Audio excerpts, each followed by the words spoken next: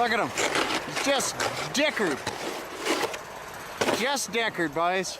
Son of a bitch. Yo, yo.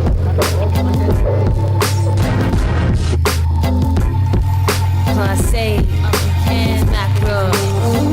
Not connected, not elected to participate. Bouncing down the stems will make your head hurt. Enjoy the takes. Says her whose head burns from hearing horror stories. Get burnt from gasoline. I won't be at the trial. I'm sorry. Hey guys, welcome back to Take Her Wide. This is episode 262.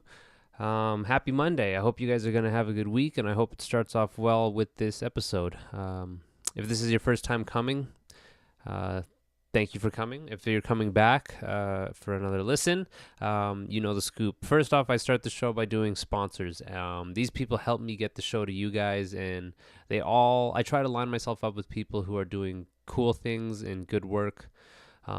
So if you just take 5 minutes to listen to what I'm saying, you can follow everybody on Instagram and Facebook, and it's a great way to show these people some love and support. Obviously, to buy their stuff if they're selling stuff. But yeah, so I want to start off with I have a new sponsor this week. I have Brewed Biscuits. They're all natural spent grain pet treats. These guys are located out of Norfolk County, and it's a dog treat that's crafted using locally sourced farm fresh ingredients. There's no meat in these treats. And the interesting thing with this is they are made by upcycling local high-quality craft brewers' spent grains, or BSGs for short. So basically, the brewers' spent grains are the oats and barley that have been steeped in hot water to remove the sugars. This is part of the brewing process. The sugar water, aka the wort, is what the brewers use to make the beer. And then these people use the spent grain, quote unquote spent grains, to create these treats. The grains are 20% protein and 70% dietary fiber. So instead of them going off and I'm not actually sure what they do with it, but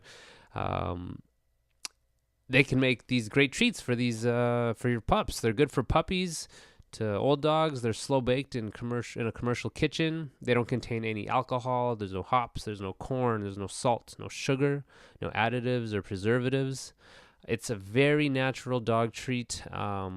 Everything's locally sourced, from the peanuts to all the other ingredients. They have a peanut butter treat. They have a pumpkin sweet potato treat. They have an apple cinnamon treat. You can go to twospentgrains.ca. That's TWO spentgrains.ca and browse there. They're in a lot of stores all over the place. It's not just an online purchase that you need to do. You can find out where they're selling them all over the place. But I sat down with Barb, one of the owners, and we had a good beer and a good talk. And I'm excited to partner up with them. Ocho loves these treats, and they're good people trying to do something good. I like the whole idea of upcycling and locally sourcing things, and they check it out for yourselves, and you guys can see what I'm talking about. twospentgrains.ca. Next up, I have Los Cabos Drumsticks. They are Canada's #1 drumstick manufacturer. They have over 20 different models in 3 different wood types. They offer sticks for any style of drumming, jazz, death metal, whatever. They got you covered. I've been with those guys for a couple years. Super rad that they're down with the show, and super rad that they're down with my bands.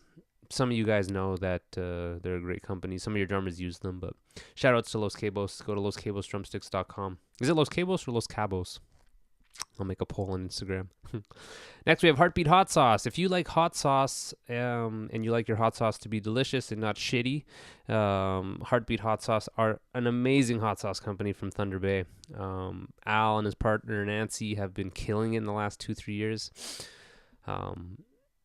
If you saw Hot Ones Season 6, they were on there, which is a huge deal. And I actually spoke to him on episode 221 if you want to go back and listen to that and find out more about the company. But their peppers are fermented using traditional methods before being cooked with a few simple high-quality ingredients. There's no water, no thickening agents, no chemical preservatives.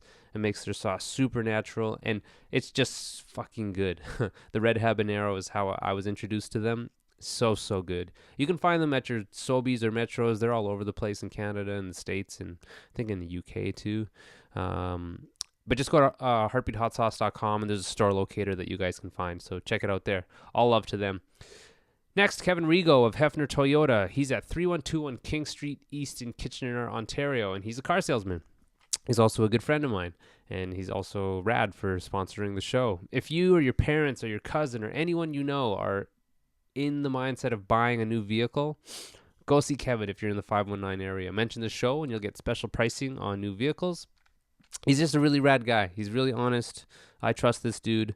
And I guess you just have to take my word that he's awesome. I know he's awesome, but go find out for yourselves.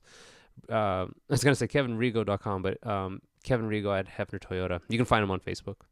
Next, we have Clad Graphics. They're a silk screening company based out of Kingston. They specialize in apparel printing. They did my shirts. They've done a bunch of my band's merch as well, and they have a whole array of items, patches, stickers, koozies, hats, tote bags. They've been doing it for like 10 years, so yeah. Throw them in the name or throw them in the bucket of places to get your shit done and hit them up. See if they can help you guys out. And what do we got here? Last one is dapperbeardoil.com. I just want to make sure here. 1, 2, 3, 4, 5, 6. Yeah. Dapper Beard Oil. Dapper Beard Oil is a beard oil company from Ottawa. My buddy Andrew runs it. And it's a really, the fucking word always escapes me. It's not bougie. That's not the word. Boutique. God damn it, eh? It's a really good beard oil. Everything about it. The product itself, to the packaging, to how it's run as a business. Very pro. And a really good beard oil. If you're into that kind of stuff, just use the promo code TAKERWIDE free ship and you'll save on the shipping. So why not? Fucking throw some money at Andrew. Support local business. I know Ottawa might not be local to you, but still.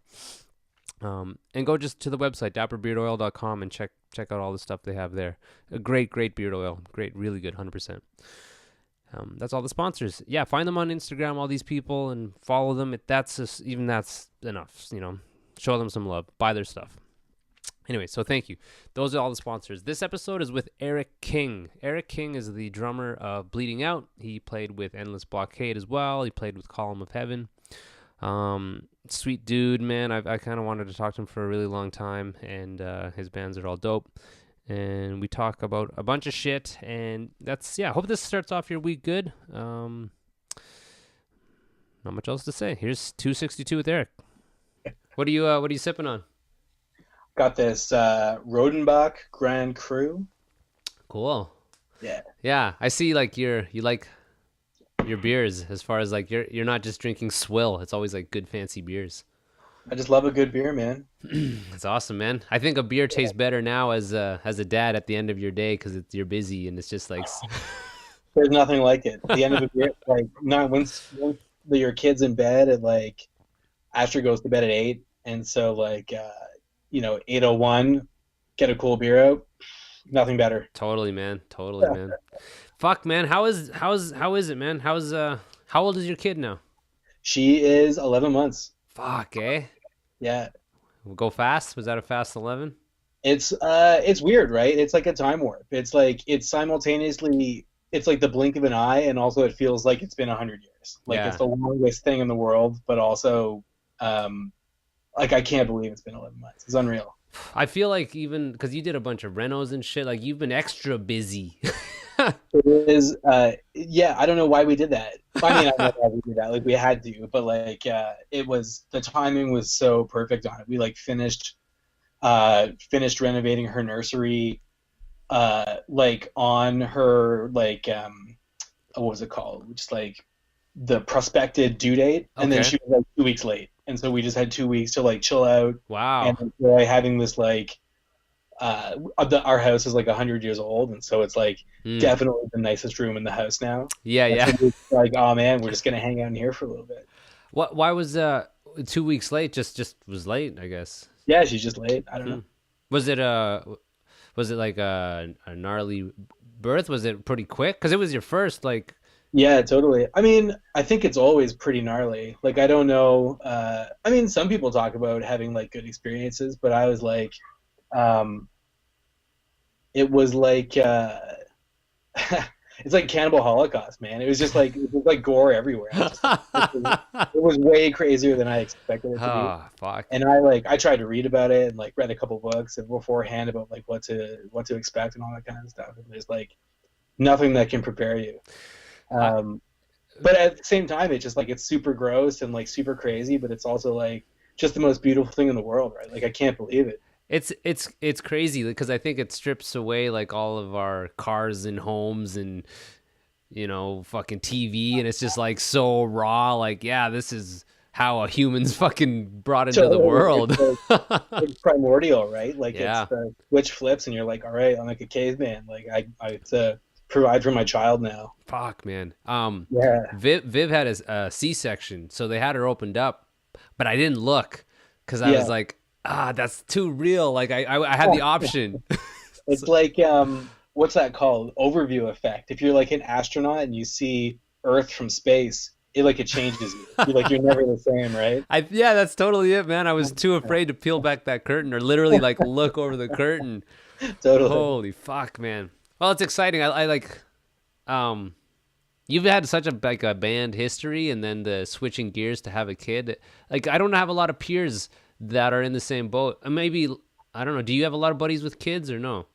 Not too many, no. I'm kind of amongst like my immediate group of friends. I'm like one of the first for sure. Yeah, the same, man. Like it's kind of lonely, actually.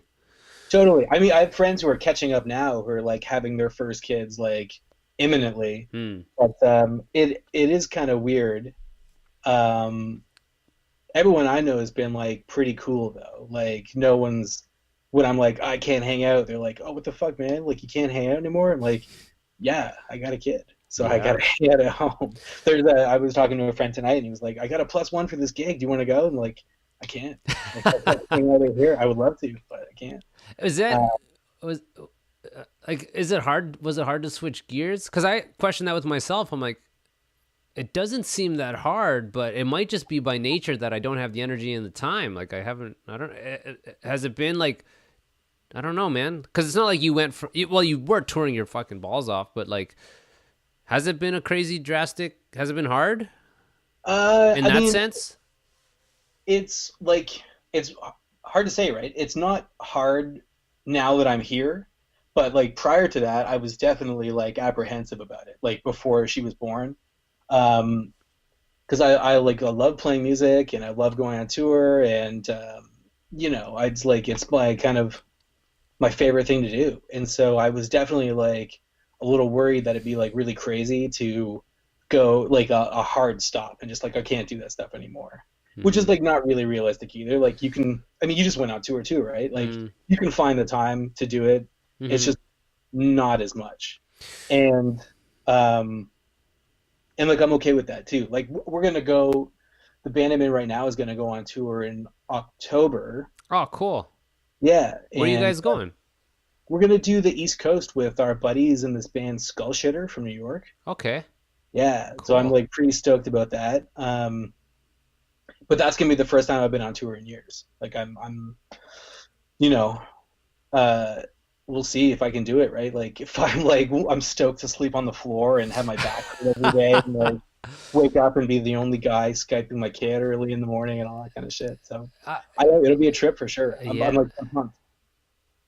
It's it's a big thing to jump into, I think. And I'm lucky, and we had a quick conversation about it, but like our partners are so crucial to that still being an option.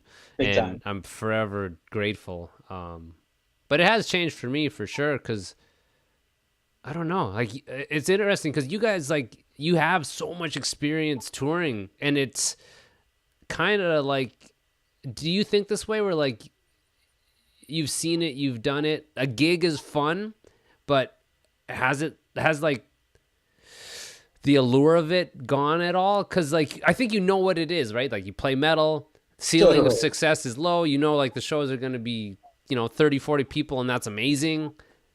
Like that sunk in with me where it did take away the wind from my sails a bit. So I'm like, I'm not doing this full time. I know exactly what this is. It's less of an adventure than it used to be.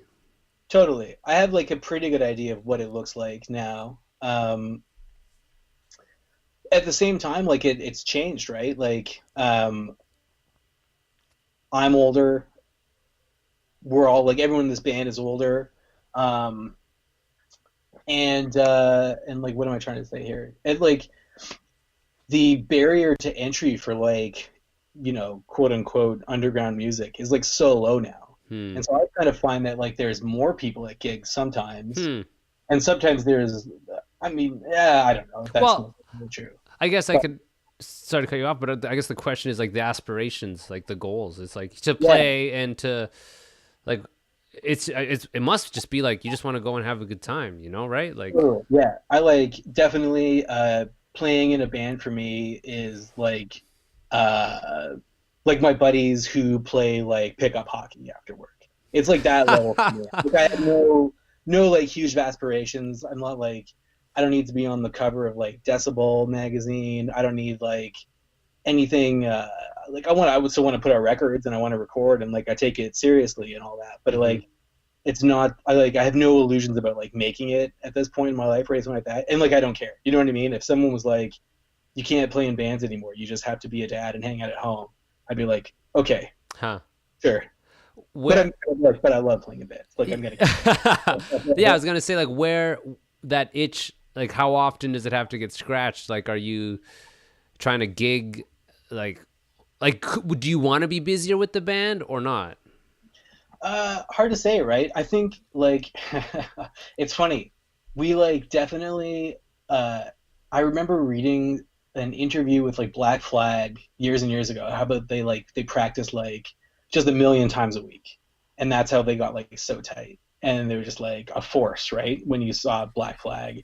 And my goal has always been like I want to be in a band that practices like twice a week. That Hmm. would be like the craziest thing in the world to me if we could ever practice twice a week. And so like we were at a spot where we're like, all right, I think everyone's got like enough time. My wife's happy to look after the kid, um, like 2 nights a week. And so I'm like, all right, we're gonna practice 2 nights a week, and we never do. We like always bails on the second practice of the week, and that's the level, right? That's like we want to like do that, and so the circumstances of our respective realities are like you can't do that. So I'm like, I practice once a week, and Yeah. I'm like really happy with that. Well, I talk about this a lot where like you get your chops and then you have them. You know what I mean? Like it's not like you Exactly. need to like you know how to play the drums. You're a good drummer, so Yeah, I don't it's like it sounds silly. Like I don't like practice anymore. And Mhm. like I haven't like practiced for like years and years. That's not true. I like definitely I was trying to do some like double kick thing.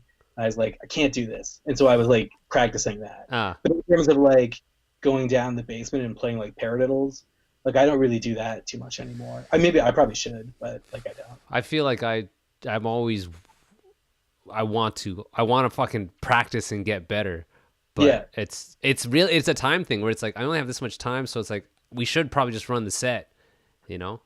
And then probably have a beer or two, and then Yeah, like talk for a little bit, and then yeah, before you know it, it's like 10 p.m.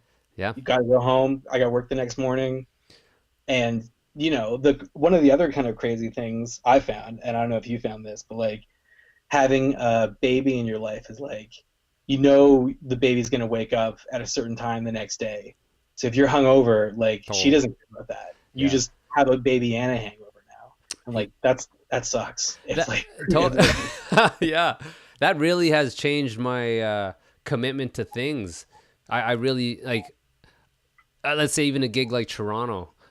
It used to be a lot harder. Like my kid's 4 now, so it's different. He sleeps, yeah. but there was that time where it was almost like a big breath of like, okay, I'm gonna go play this gig, but I could get home at 4 and he could get up at 6 or at 5 and he could be up for an hour when I get home.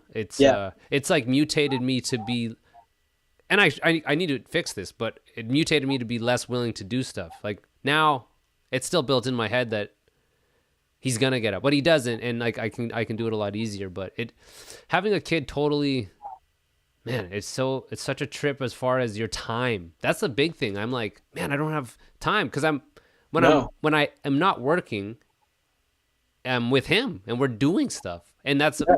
beautiful, and I'm super lucky. but then come like when he goes to bed, it's a real effort to do anything. And like I know you know this, like Yeah, I'm out of steam, right? Like yeah, out of steam. he goes to bed at 8. I've got like 2 hours to kind of do my own thing. I probably want to like, put away her toys and like make some dinner and stuff like that. And so by the time that rolls around, you're just like, well, this day's over, man. I'm gonna read like one article in a magazine and then like I call it. I'm going to bed. Totally, man, totally. And there's that other like adult shit too. Yeah, like cleaning the kitchen. Like I gotta clean the kitchen.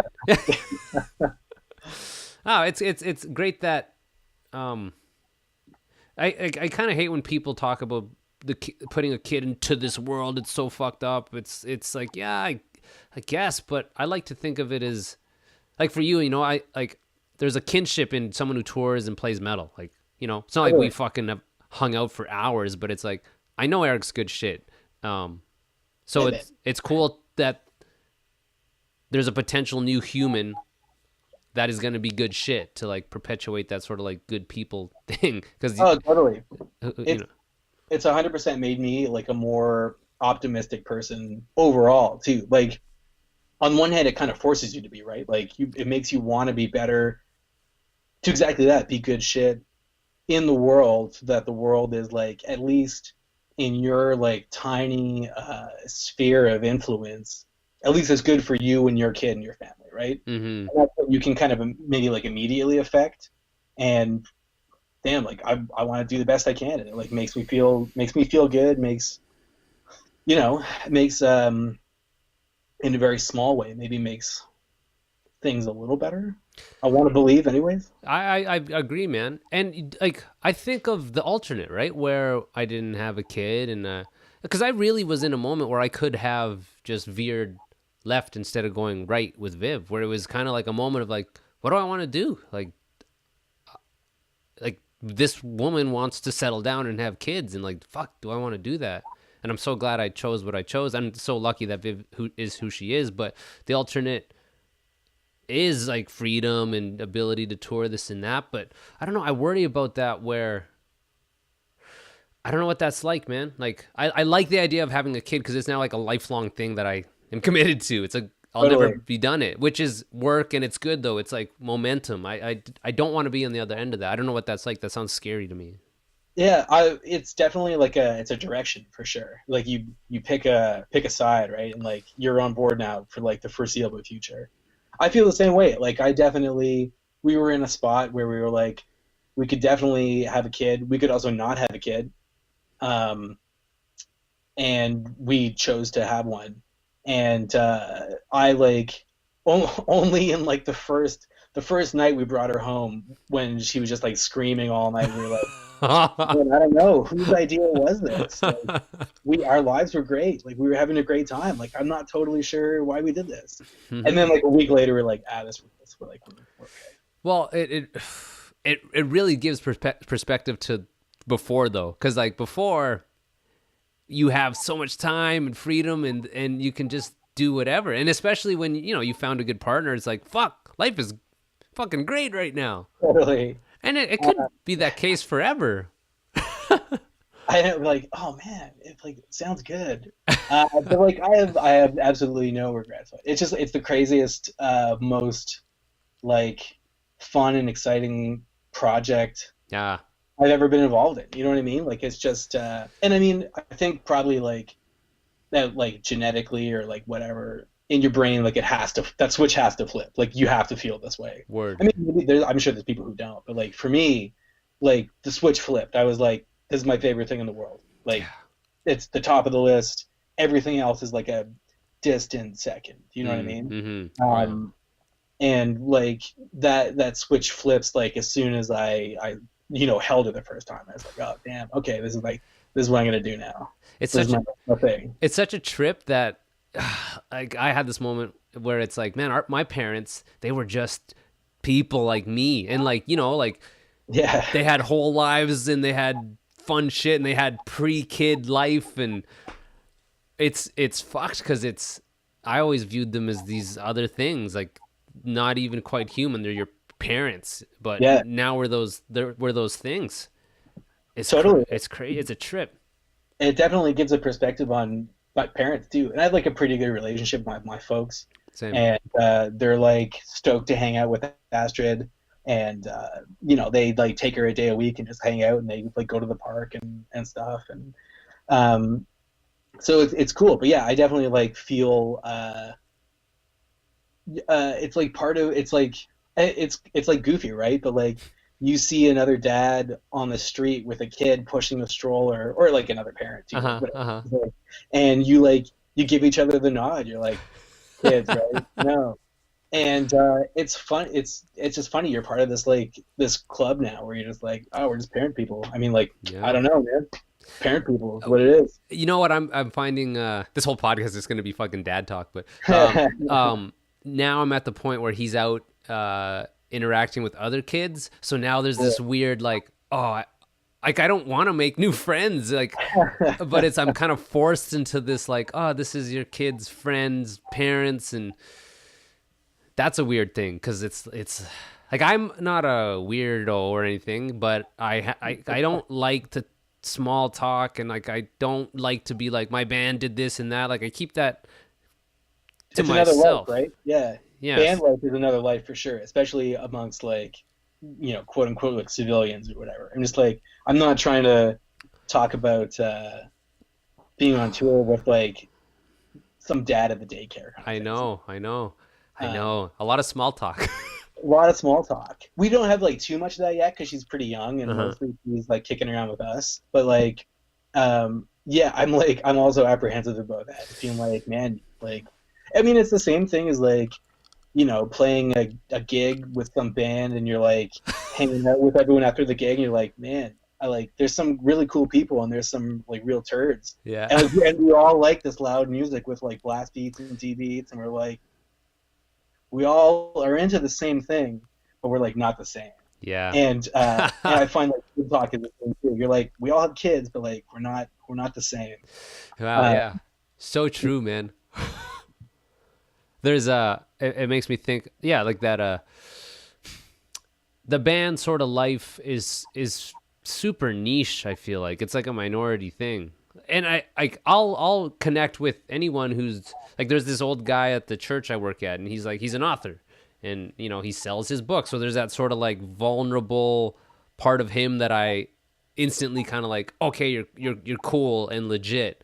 Yeah. But I don't know, like not a lot of, even just like people who have kids that aren't band guys, like we're a total minority, man. Like that's why I wish more of my buddies were having kids.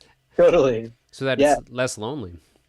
Yeah, a little kind of some common ground to be like, you know, just share little stories about what happened when you toured more than you do now, and like, but I'm also interested in talking to my friends who still go on tour like relentlessly, and like, so like, what's it like out there? Like, what's going on? No kidding, man.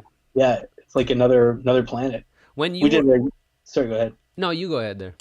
I was just gonna say, like, we did a European tour once, and it was okay, and it was years ago, and I don't know when I'm gonna do that again, but I definitely was talking to friends who were like, "Yo, Europe's cool now." And they're like, "Oh man, when we were there, it was like not. I mean, Europe rules, but like our gigs were not that great. Like, you know, it's cool. You're playing in Europe, great. Like, okay, cool, all right. Yeah.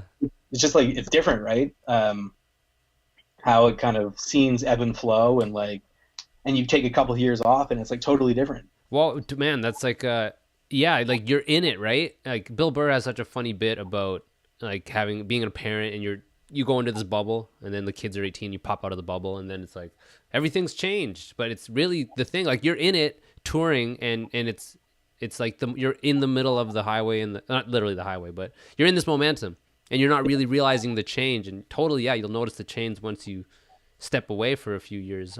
When was the last time you like toured hard? Toured is probably like a couple of years ago, probably with Calm in Heaven. Okay. And yeah, that would have been years ago for sure. And so this is the first time I'm gonna like even think about doing it again. Yeah. I was gonna say, was that I actually kind of want to go back into like your total history, because like Column did. I didn't actually realize Column did a bunch of stuff, because I know Endless did a bunch of stuff, but yeah, Blockade did a bunch of records and tours, and I think between Blockade and Calm of Heaven, I was in a band called Slaughter Strike, which was pretty funny. We didn't do too much, but we like definitely played some shows in Quebec and like had a cool time. Okay. Calm of Heaven did a bunch of tours. Like where? Like the States and out west? Or I know you guys went out west. We did it like the West Coast maybe a couple times, maybe once, maybe a couple times. We did the East Coast a couple times of the States. Uh-huh. I haven't like toured Canada very much. Blockade did one tour across Canada with this band Mudlark, who were just like, oh yeah, I remember those guys. Tragically unrelated. I was listening to them the other day and just thinking about the guy Jay who played drums in that band. Just had this like very sick, like effortless way of playing. Just like his, when you see some drummers and like they're just playing so light, not light, but like it looks like they're weightless. It's just like so fluid and so gentle, but he was just like slapping the drum. He was just playing so loud. It was just such a funny juxtaposition to see someone making like those like absolute most minimal movements possible and just being like and just hitting so hard. Whereas I can't do any of that. I have like only caveman stuff. Moves, big sticks, just like I can't no finesse. I just don't have it. No, I know what you mean. It's like it's a fluid. It's a total control, like effortless power. Just like fuck. Great. It's a good way to play. I've heard. I remember Mudlark. Yeah, we did an arson fest with them years ago, a long time, like 07 or something like that. But okay, so you guys went out west with them. Yeah. Did many years ago. Like it was Blockade and then Column, right? Yeah. Okay, and Blockade was what, like 7 years? How long were you guys doing that? It was a while. It was probably around that. Maybe a little over under, but that was like a big chunk of like my like touring band life in like the 2000s. That was kind of like where I started touring and like kind of learn the ropes a little bit and like how how it gets done, and the etiquette around it, and like playing some huge gigs and then playing like the juxtaposition of playing like weird gigs in the Midwest and like huge gigs in California, just like the ups and downs and like the long drives and just like the whole thing, right? Was that your like before that? What were you doing? I played in bands since I was like 14. I've like just played in bands forever, but nothing that ever like beyond playing gigs at like the Cathedral or like what was that spot in Kensington called? Planet Kensington. Oh yeah, that tiny little 10-person venue.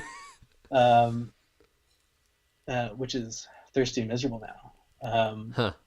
Yeah, just like playing little spots around town, but like nothing significant until I played in Blockade. I remember the first tour I went on with that band, I was in school and I had to the tour was like booked right over like exam period, and so I had to like get the record was coming out on sound pollution, I think. Okay. And so I got one of the guys there to write like a letter on like the sound pollution letterhead being like, Eric needs to defer his exams till next year because he's got to go on a tour. And it totally worked. Whoa. So I just like skipped all the exams and did them next year. Holy shit, that's insane. And went on tour for like a couple of weeks. Yeah, it was weird and wild for sure. That's crazy that would pass. Like, what? Your fucking stupid grind band? What are you talking about? Get your ass in school. It was definitely like I don't know if that would fly anymore. Maybe it wouldn't. But that's crazy. Another time and place for sure. But yeah, that was the first time I went on tour. I remember like I couldn't party in the States because I was underage. But like, just get buddies to buy beers or whatever. But like it was definitely an eye-opening experience. How old were you? Like 19 then, or? Yeah, I was like 19. Wow. And then that was it, right? Like I just discovered like I really like doing it, and like it's cool to play music in your town, but it's like cool to meet people all over the world, right? Like I have friends everywhere who are just like people you you know, sometimes you don't see them for a couple of years, but then you roll into a gig in like Philadelphia and you're like, hey man, I haven't like seen you in 2 or 3 years. How's it going? And you're like, great, let's talk about it. Oh man, I love it's like beautiful, right? Oh, big time, man. Fuck. Yeah, like I feel like Endless like Blockade, you guys did like quote unquote well. Like I always remember trying to book gigs, and there's one that stands out, like maybe ABC Rio or some like LA or New York, something like that. What's LA one? Gilman? Is that out that way? Yeah, we did Gilman, but I like the gig I remember most of playing like out in like California overall was playing at a show at Burnt Ramen for like the fest they had, Super Sabado Fest. Okay. And that was like one of, I think it was maybe the first time I'd ever toured out on the West Coast. But I remember it just being like shocking how like cool and like intense it was. I was just like, this is wild. Oh like, man. Surrounded by punks playing in this like wild spot, and there's just a million people who've like, you know, I think everyone's just there to like hang out and have a good time and just like see some bands. And you're like, I don't think anyone's ever heard our little band from Toronto before. and everyone like went nuts. You know, it's like hundreds of people, everyone's losing their mind. It's like, man, Well, that's like in my head. There's a standout picture somewhere where you're like on the floor and there's like all these kids around. I remember, I remember booking and being like, oh, that'd be sick to play this venue where those guys played with that many people. So I can confirm it was sick. It was a cool. Fuck, yeah, man. I remember that one for sure. So what happened to the band? Like, how come it ended? I don't know. What happened? I mean, it's long enough ago. I think our guitarist got a job in, our guitarist Ben got a job in somewhere else, Bermuda, I think. Huh. And that was that. We like, whenever I play in bands, I like really prefer a band to be like the guys who started it as much as possible. And so when like someone leaves, it's kind of like it's not really the same band. You know what I mean? Wow, it's very true. Yeah, and then that kind of like that's flexible depending on what kind of band you're in or like the time and place or whatever. But like in this band, Ben was integral to our thing, and so we were like, all right, we're good. And you know, like any band that's been around for almost 10 years or whatever, you kind of get to a spot where you've like maybe said everything you need to say, and like you could work on something different now. Yeah. You checking your phone? Yeah. That's okay. It's okay, man. Yeah, no problem, man. This is like so like low key. It doesn't matter. Like I love this FaceTime shit because it's way more like actual hangs. You know, I've done these where it's just audio and it's weird. I don't know, because we've like never hung out. Like we have the same circle of friends, but yeah, I love this type of shit. Totally, man. I was gonna say, so like Endless.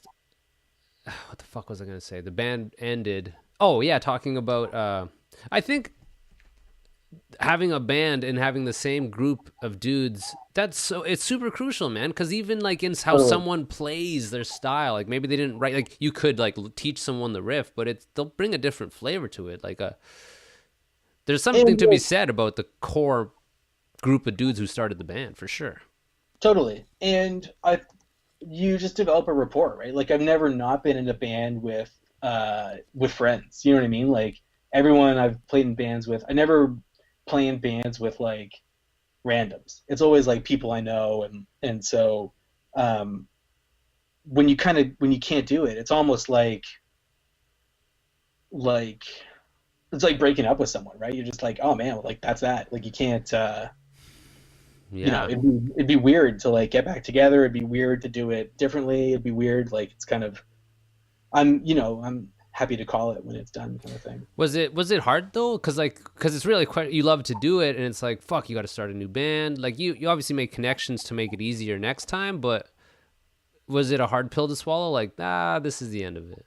I mean, I think if I recall, we were doing like Slaughter Strike had a bunch of the same people in it. Me and Andy were both in Slaughter Strike too, and Dave, who sings in Bleeding Out, was in Slaughter Strike, and so kind of and so we were kind of doing that band at the same time anyways. Mm.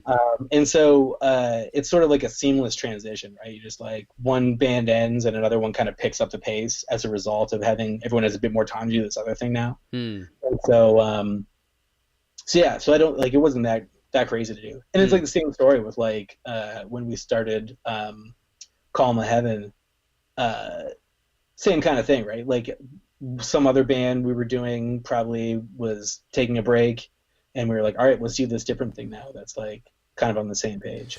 And it kind of, again, me and Andy were in that band together, and Dave was singing in that band. And so it's like a lot of the same people in different configurations, right? And so I don't it would be weird if I wasn't playing in a band. So like I never find myself in a position where I'm like not playing music. Like I've always got something on the go, or at least I try to. Which made like, to bring it back a little bit to like when I did have a baby, that was like the first couple months where I was like, I definitely can't do anything musical at all. Like I just got a complete break for a chunk of time here. And that was like more shocking for sure. That's like, oh man, like obviously I was like busy doing baby stuff, so it's hard to place it, but like it was definitely like the chunk of time where I was doing the least amount of stuff creatively. Yeah. And it was like, it felt weird as a result, right? Like I'm sure. When we did start, we did a demo and then we played some shows and stuff like that, and it's like, okay, like I feel like getting back into it a little bit. Yeah, well, it totally must make it. You can still hear me, right? Yep. Okay, my video's frozen, but I can still hear you. So. Oh, weird. Yeah, because in my head, like I have a fear of a band or my band's ending and then being. Well, it actually did happen to me where like my band I was touring with broke up and then I had no bands and it was like, oh my God, what the fuck? Like super, super weird. Like it's a smart plan to have a couple. If you don't want to be in that position, like, yeah, have more than one band. So if something drops, you can keep it going. And it's just like such a part of like, a band guy identity, right? Like I love playing music. I would consider myself like a band guy, a guy who plays in bands. And so when you suddenly find yourself out of a band guy, you're like, damn, like, am I band guy? Like, what happened? You know what I mean? It's like a bit of an existential crisis. 100%, man. And I talk about this with my wife where like, man, because it was hard having a kid. It wasn't easy. It was more than anything. It was the, like I've defined myself as like, I'm the band guy. That's what I am. And then to like kind of have that huge part of my, like, not to be dramatic, but like my soul, like be put to the side is like jarring and hard. And it's like, yeah, I know I'm a father now, but like, this is totally new. Like that's all I did was band stuff. Yeah, absolutely. And now you're like, I'm dad guy and I'm bad guy. I'm bad guy. I'm bad guy and band guy. Yeah. And like, can you be both? And you're like, of course you can be both. But like, for a minute, you're like, well, wait, can I? Like, can I do it? Can I like get it together enough to like do both these things? Mm-hmm. And it's a bit of like a tough transition, right? It is. It could be a lot harder, but it's not impossible. I think it's also just like, I really don't want to be touring 7 months of the year, because part of aging and doing this is I've seen some of my friends succeed, and I've seen kind of that version of success that I always wanted, and it's like, that actually, it sounds cool, but it's like when people ask me like, how's playing the States or how's playing Europe, it's like, after the scenery, it's just another gig, and if you're just doing massive gigs, that probably becomes, it's just another massive gig. Yeah, I mean, it would be sick for sure, mm-hmm. But you know what I mean? Like I don't like what we were saying earlier. Like I don't want to do like, I mean, maybe it'd be cool to do it once, but like I don't need to do a bus tour. You know what I mean? Like I'm not trying to play these like huge. I mean, it would be cool to play. Yeah, for sure. But I can't. I just don't see myself doing months and months of touring. Like I wouldn't want to. You know what I mean? Like I've got stuff to do at home. Did you? What's the longest you ever toured? I did a month once, which was like, that's a long time. Yeah, it was like it was maybe like too long. I don't know. I'm definitely in my like day to day life. I'm a bit of a homebody. Like Ah, I like my like comfortable situation over here, and so like definitely to like living out of a sleeping bag on like various floors is like for a month is like it catches up with you a little bit yeah. for me anyways, but like I don't know, I think some people really love it, and I if I was one of those people, my life might be a little different, Yeah. but I'm not. I like at this point in my life, I think the tour we have booked is like 10 days, like weekend to weekend. And Perfect. that's like the perfect amount for me. That's kind of like you get 2 weekends of like sick gigs, and then you have the week of like Yeah, whatever. cool gigs. Yeah, it could be all right, could be nothing, just like the normal um Midwest midweek kind of gigs. This is gonna sound like I don't know, pretentious is the word, but there's a you can be a local band and play Friday and Saturday, and but then that becomes the norm. It's like, oh, Friday, Saturday gig. And then it's so fucked up when you go on tour and you play Monday. It's like, oh my God, like I'm so used to almost guaranteed good show because it's a Friday, Saturday. It's so different when you're like Tuesday in fucking whatever, Virginia somewhere, you know. Yeah, or yeah, my go-to is always like thinking about playing gigs in like Akron, Ohio, or something like that. Where you're just like, I'm sure there's sick gigs at Akron, Ohio, but maybe not on Wednesday night. And that's like it just always lines up. That's when I'm there. I'm like in Akron, Ohio on a Wednesday night, and you're like, Where oh, yeah. did you do Annabelle's? I think we played some house show. We played with like, if I recall, we played with some like very sick, like technical Czech death metal band. Cool. And I wish I could remember the name right now, but I just remember having like my mind blown with 12 other people in this like basement. Like, whoa, this is really cool. When we almost got beat up in Akron. We played us and our friends in this third band, and they were called Ellen Degenerate, which is a funny fucking band name. But so we played, and I've told the story before, but we played, and right after the guy, it's classic, like, hey man, good set. Can I use your drums? And this is like still when people weren't sharing gear like they do now. So I was like, oh, Yeah. sorry, I'm on tour. Just no. And the other band that we were playing with, which are friends of ours, he had a nice like acrylic kit, Spawn kit or something. So he kind of had to say yeah, because he didn't have to, but so he said yeah. And their drummer had quit that day, so they had two friends come in who didn't really know how to play the drums, so they're kind of smashing and bashing and also like spilling beer all over his shit. So he just went up and started taking his drums back. And then it turned into this like punk versus metal thing where like as he was taking the drums off stage, like a beer bottle and smashes, and it's like, okay, this is getting a little bit too intense. So show shut down, and then as we're loading out, they're all on the patio like, we're gonna kick your ass, and then the bartender's like, you guys gotta get out of here, I called the cops. And that was Akron. So fucked, man. Man, I like definitely I'm always happy to share drums because it makes changeovers so fast, and I just love gigs that go fast. Word. But like I'm like the last guy to share like any kind of breakables. If you're like, can I borrow a snare drum? I'm like, oh man, I don't have one. Sorry. Yeah.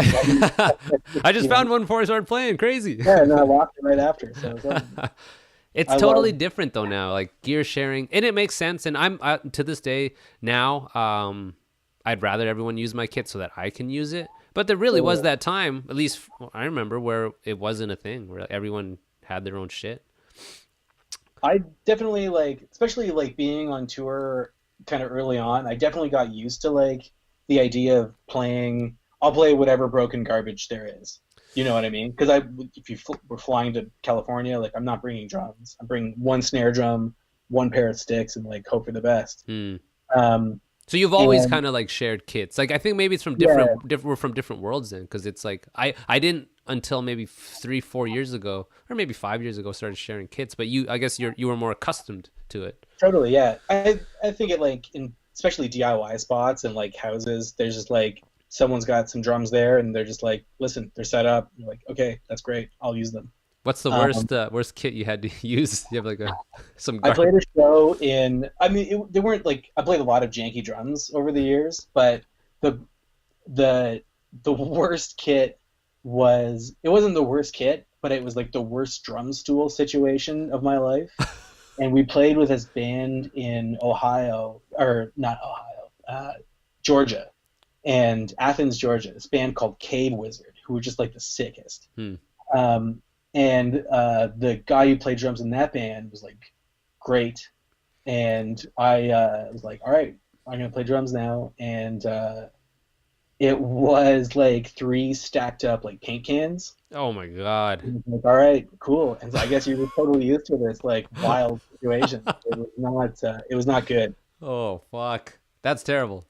Yeah, I'm like sometimes you play on like milk boxes, sometimes you play on just like weird like kitchen chairs and stuff like that. But the paint cans like took it from me. That's so different, man. Like I never really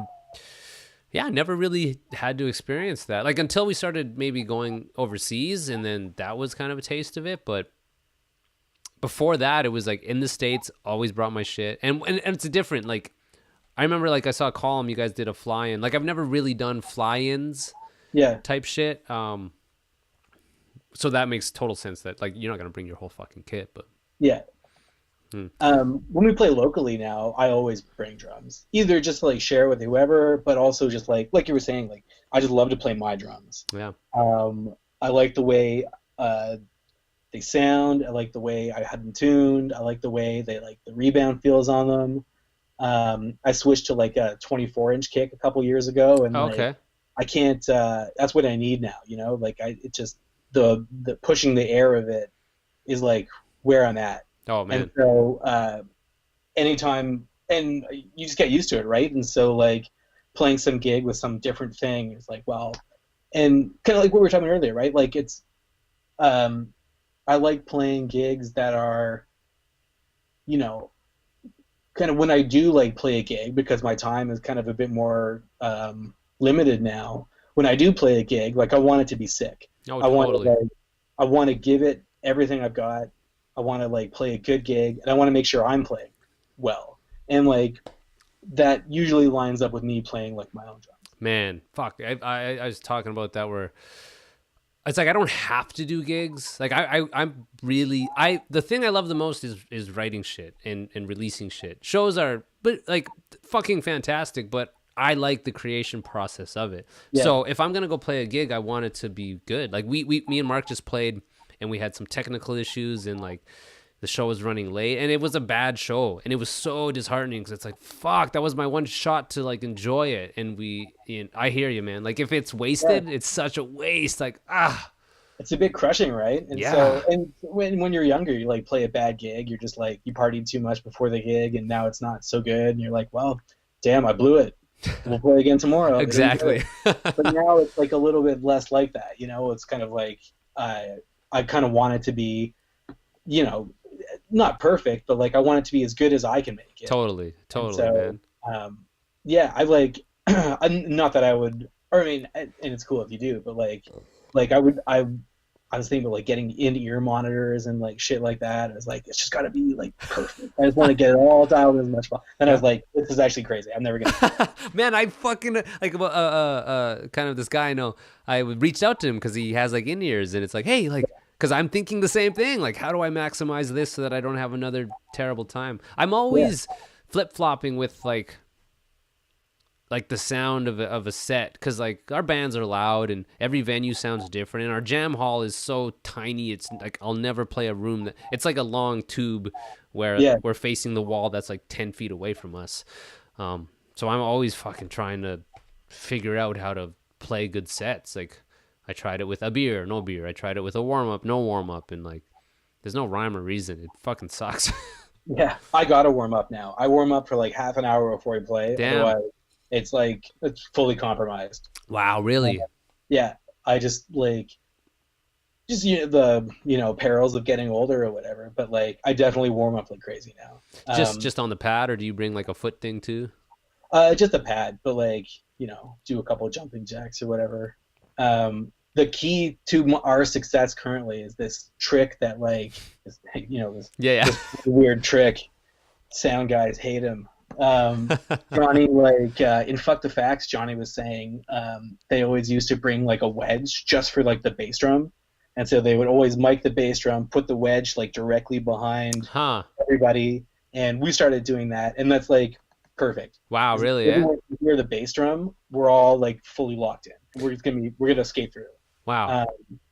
So and that's like the key thing for us. So it's like a powered speaker that you just put behind you. You just go kick right into it. Yeah, and that's all there is in it. Just the bass drum. If everyone can hear the bass drum and I can hear the bass drum, we're all just like, all right, we're set. Interesting. Yeah, I remember when FTF were doing that.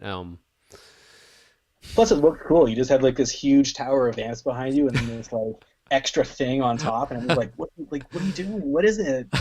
I'll see you guys at a gig, and there'll be those like fake fire things that are like just paper. Like, what does that do? That just looks cool. Yeah, it looks cool, man. We'll put it in front. Sick.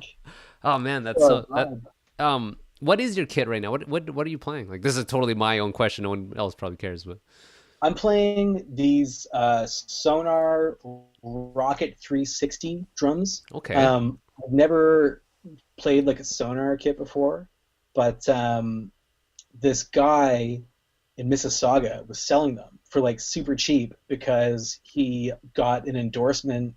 He plays in some like one of those. It was like big for a minute, but it's like those kind of like Meshuggah style like metalcore bands. Totally. Where they have like dance parts like keyboards. Okay. Wow. Okay.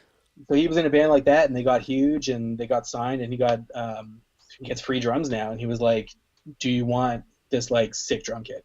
Like, I will buy this from you." And so yeah, it's just like it's a 24-inch kick, like a 14-inch tom and an 18-inch floor tom. Cool. And so that's it. Like just a couple drums. Yeah. And then what? Like hats and ride and crash. I recently added like a second crash cymbal to my overall thing, just because, just talking about like getting older and stuff. Like I just don't want to kind of like trying to max or minimize the amount of moving around the kit I want to do. And so like got two crash cymbals, one ride cymbal like nice and low, and then one set of hats, and that's it. I started playing double kick again. Okay. In Bleeding Out, which I haven't done in like 10 years, but I'm like pretty jazzed about it. But like I'm not very good at it. Like I have to practice that. But the idea is there. I really want to be good at it, so I've been like practicing that bit. Man, like I was watching, I think some footage of you guys or some footage, anyways, and just thinking like, and even listening to it, man. Like every time I'm trying to blast, I'm always like, this is never loud enough. This is never loud enough. But the louder I get, the shittier it gets. It's such a fucking struggle for me. And I know what I got to do, just practice. But were you like a guy like wood shedding, like sitting there for hours, like ting, ting, ting, ting, ting, ting? When I was younger, yeah, for sure. Fuck. I would do. I didn't. Do those little finger moves, or like, and then knowing like what the event horizon is to switch from like using your wrist to just your fingers and like dialing all that stuff in. That's such a good way to put event horizon. Like, yeah, when you're. So I worked on that a lot when I was like younger, for sure. And like, I've only played music with blast beats for like 10 years. You know what I mean? Like, or what I mean to say is like I played music that's only blast beats for like the last 10 years. Yeah. So, like, if I wasn't playing loud blast beats, I would be like disappointed in myself. Yeah, it's such a struggle, man. And it's part of getting older too is like I don't know, it's not defeat, but it's just kind of like I might not be the guy who's blasting like, I remember I saw it's weird. Who's the Fall Out Boy drummer? Andy Hurley, I think that's his name. Yeah. That guy's like one of the hardest hitting drummers I've ever seen in my life. It's insane. Totally right. Or who's that guy who he's like a session guy, Josh Freeze. Freeze? Okay. Yeah. And he was in like on tour with Nine Inch Nails and like A Perfect Circle, and just like overall like session drumming guy. Yeah, totally. He's just like slamming the drums. It looks crazy how hard he's hitting, and it's like stuff like that makes me like I like same. I'm happy playing this like little niche where I can only do like I can play a blast beat, I can play a D beat, I can play that like blasphemy just like all on beat. That's it. I can only do those. Well, whatever. And, like, I'm okay with that. Hell yeah, man. Fuck, it's I and I'm getting old. I'm just kind of like got to be more accepting of like I just got to get more comfortable in my drum skin, which mostly just because I'm not gonna sit there and practice for 10 hours. That time is gone. That was for when I was 16, and I didn't do it when I was 16. So yeah, exactly. I don't have the time to do it right now. So like whatever skills I have currently are probably where I'm gonna stay for like the next little while, anyways. Yeah. And like I'm totally happy with that. Yeah. Well, it's fucking awesome, man. Like to be happy in your skin as a musician and still being able to play, and that's fucking awesome. You guys are gonna tour, and now you have a kid. Like, man, I think that's a perfect. Like, everyone's got a different story, but it's a possible balance to have these two things that are so amazing. Like, I love being a dad, and the experiences I have are amazing, and then I'm also able to like tour and release shit. It was for me worth that terrifying risk of like I don't know if this is gonna ruin my life, and I don't know if this is the right decision. I really don't know, but fuck, thank fuck. 100%. Yeah, man, it's great. It like same thing. I didn't know if it was gonna work out as nicely as it did, but it's a perfect spot. And it's it's great. You can be like, one day you'll be able to tell your kid you were a cool dad. Yeah. I wonder that with this podcast, because you're going to be episode 262, so there's like a lot of hours of me fucking trying to sound like I know what I'm talking about that he's going to have access to. But I don't know, man. And it's not like I don't like going on and on about like having a kid is great, because some people can't have kids, some people don't want to have kids, but it's a reality for some people. And if like really I was excited to sit down and talk to you about mostly that, because totally, man. It's like you know what I'm talking about. It is like I wish more like cool people playing music would have kids. For selfish reasons, exactly. Yeah, right. totally. I want to talk about it. I just think it's I took a month off when Astrid was born, and I would, that first month of having a kid is like exceedingly rough. And I don't know if I was coming or going kind of thing. And so at the end of it, where you started kind of reemerging into the world and talk to coworkers again, or people at the grocery store see you and you're not just like a shell of a human being, you're like, let me just tell you about my kid. Like, let me just talk. That's the only thing I know about. It's the only thing I want to talk about. It's like so great. And so to be in a spot where you can be like, let me tell you about that, but also let me tell you about this other thing that I like, playing drums in bands. Totally, man. Those are the two things that I like. Hell yeah. And so it's like it's cool to be able to do it, for sure. Fuck yeah, man. Well, I do these about this long, and I do the Hibzine, which is I just play some music. I was just gonna play Floating Crypt off the Bleeding Out shit. Yeah. It's funny because I had Jaibe and Z on a bunch of episodes ago, and I don't think I played this. I might have, but whatever. Fuck it. It's a good track. Cool, man. Yeah. So I'll put it in here.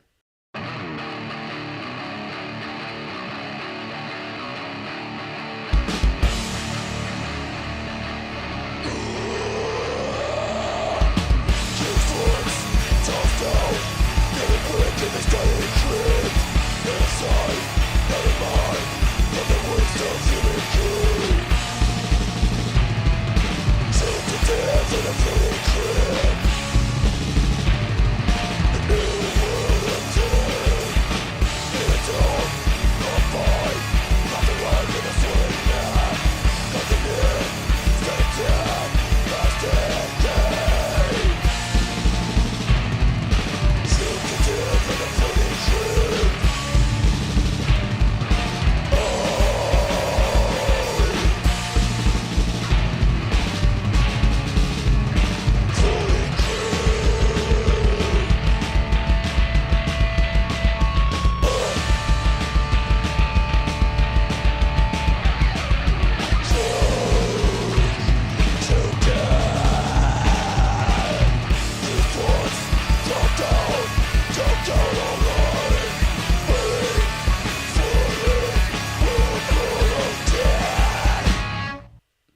edited it, so that's where it would go. But that's kind of it, man. Like it's Bleeding Out 416, right? Yep. And is that the only thing you got, or you got something else too, or is that? So we have this. We're doing a split LP with that band Skull Shitter we're going on tour with. Which we recorded at Boxcar in Hamilton, which is sick. The best sounding spot around. And so we recorded that, and we're mixing it and all that in anticipation of this tour we're going to do together. And we're like working on a 7-inch now too. But cool. That's the only thing that's like out at the moment is that demo. Okay. Yeah. Okay, cool. Well, that's fucking super exciting, man. Like people, I think, who listen, like know you guys, and if not, now you will. And I'm stoked for that gig, man. It's coming up. This might air like right before it. Yeah. The coolest thing about that gig is that it is like 2 blocks from my house. Ha! Yeah, so I'm stoked. Hell yeah, man. Fuck yeah, that's so sick. Well, man, Eric, man, thank you, man. Thanks for doing this, man. It's sure. Thanks a lot for having me, man. Man, yeah, it's my pleasure. I'll tag you when this thing goes up, and yeah, try to get some sleep and have another beer, I guess, or something. I'm definitely gonna do that. All right, cheers, buddy. Cheers, dude. See ya. Bye. Cool. Thank you guys for listening so much. Hope you guys enjoyed the episode. Shout outs to all my sponsors, to the Brewed Biscuit, 2 spent grains. Sorry, I just had to pull it up. Brewed Biscuits, all natural spent grain pet treats, upcycling spent grains that are used for breweries, all natural, locally sourced, a really good company. Go to twospentgrains.ca. That's TWO. Also, LosCablosDrumsticks.com, Canada's #1 drumstick manufacturer. HeartbeatHotSauce.com for your hot sauce. Kevin Rego of Hefner Toyota. He is a car salesman that you should love because he's great. And IroncladGraphics.com for your silk screening needs, and DapperBeardOil.com. Use promo code TakerWide, free ship, and save on the shipping. So, yeah. Hope you guys have a good week. Really, I really, really hope it's rad. If you guys want to support the show, you can follow me on Instagram. I'm trying to be active there. There is the Facebook page. There's the YouTube channel that I'm trying to push to get more subscribers. I have to hit 100, and then I get a normal person URL versus the generic 30-character one that they give me. So if you guys want to follow me there, that'd be sick. And what's coming up this week? I don't know. Hopefully just a good week. Okay, love you guys. Be safe. Talk to you later. Bye.